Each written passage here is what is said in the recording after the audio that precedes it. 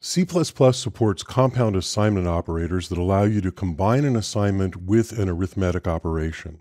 These are both convenient and efficient. Here I have a working copy of working.cpp.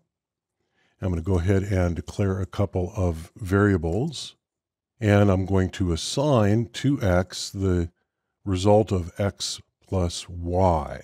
Now we'll go ahead and print this out. And when I build and run, we get 52, which is the result, of course, that we expect.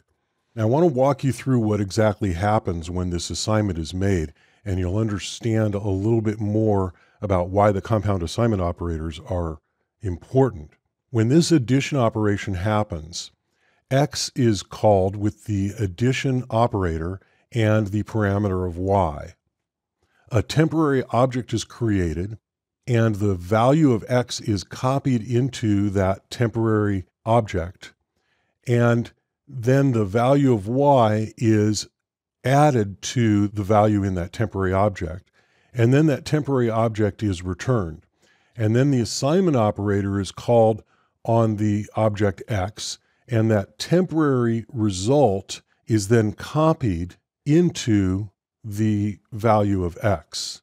And so we have two copy operations, and we have a temporary object that is created and its constructor is called, and then after the result is used, that temporary object is destroyed and its destructor is called. And so there's a lot of stuff going on just to do this simple addition and assignment. So instead of all of that, we can just do this. And now what happens is much, much simpler. The compound addition operator is called on the object x, and the value of y is added to the value of x, and a reference to x is returned. And so there's only the one copy operation, and it's really just the addition. It's not even a complete copy operation that happens. And it happens in place, and then a reference is returned from the object x. And so when we do this, we see the result is the same, but it's a lot more efficient. There's a lot less going on just to do that simple addition.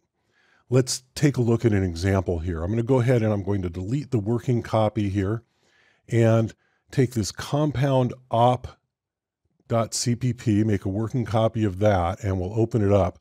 And we see here I have just a small part of a number class. And it's really just the parts that are important to this operation. So it has an integer value, it has a constructor, it has a get value and a set value, and then it has this compound addition operator.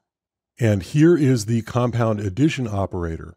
And you notice that all this does is it takes the value from n, the number that's passed into it, it adds it to the value here, actually using the compound addition operator of that int object, and it returns a reference to itself.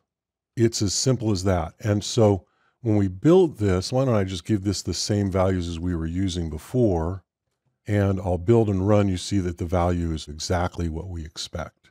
So compound addition operators are available for several operations. So I'm just going to go ahead and make this int x and y again.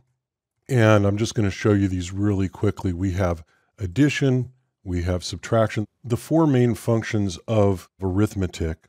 And I'm just going to build and run for each of these so you can see them work. There's multiplication, there's division, and you see that result, of course, is without the remainder. Make that 47 and 5.